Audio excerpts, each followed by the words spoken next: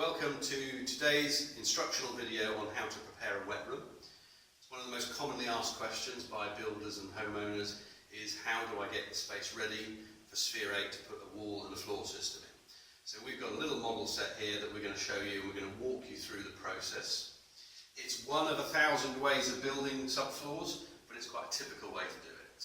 Okay, so here we have a representative construction model of a typical British domestic construction where we have joists and insulation clipped between the joists, and that allows for the underfloor heating, whether it be electric or water, to sit on top. That keeps the amount of space taken down and uses the gap between the joists.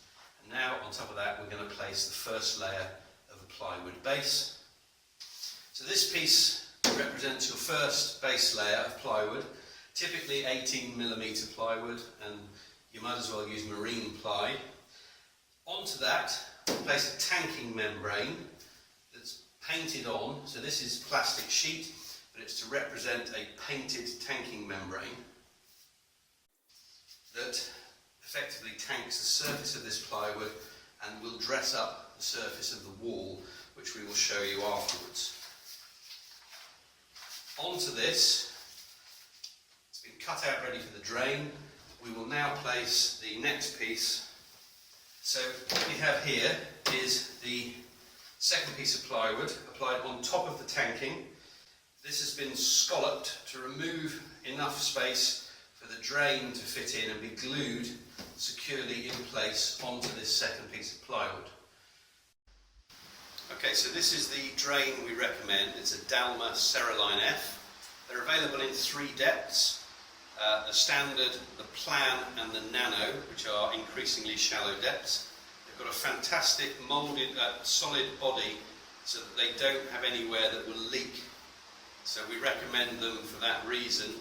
And this sanded flange allows the resins to fit beautifully onto there with a really good bond to the body of the drain. These lugs allow the lid to be adjusted in height. They simply push up and down on these spindles, and the whole body is sat down onto the subfloor and glued in place on the underside here with a non-silicone adhesive.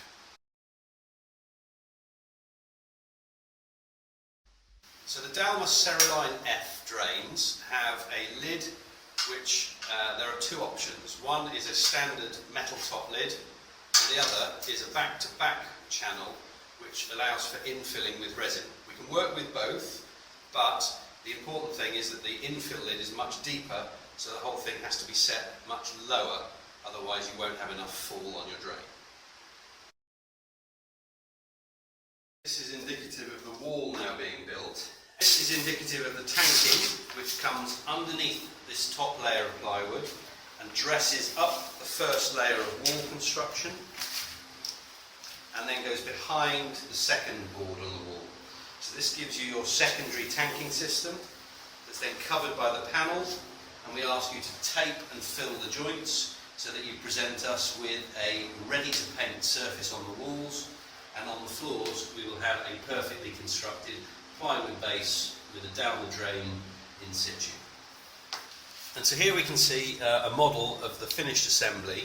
This shows the layers of the floors which will be installed afterwards up to the little model of the Dalma Cerulean drain, and you can see that we will install a cove around the wall floor angles so that the wall finish can be applied again in the same sort of layering system, and that gives you an overall indication of how the model, or how the real installation will finish.